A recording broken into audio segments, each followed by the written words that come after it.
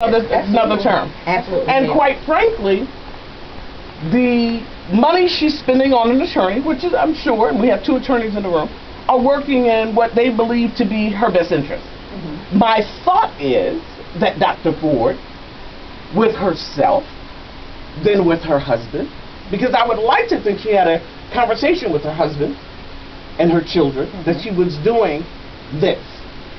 But to really ask herself, because here's part of the reality, whether she if she chooses not to testify, this man will be confirmed.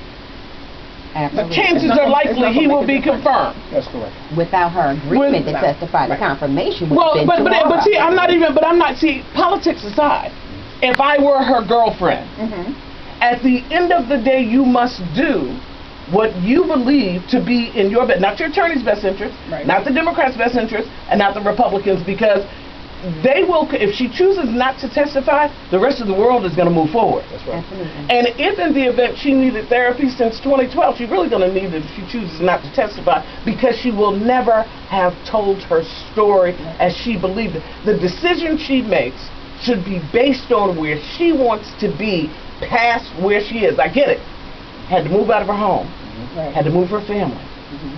And to think that he will be seated, the chances are great that he will be seated, yeah. And she still didn't tell her story, defines the last chapter in her book. Because the day after he's confirmed and the week after we move forward, nobody's going to care what she has to say. That's correct.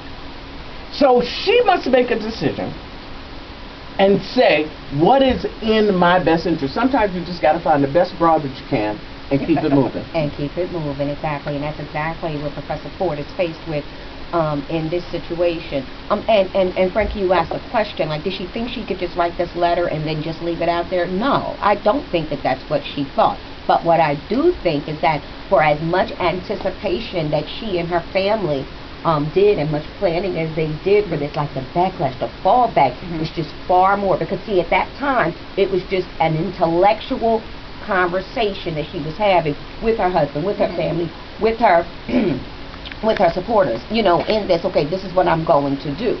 Nobody was able to actually tell her but you know impact what? But you know what?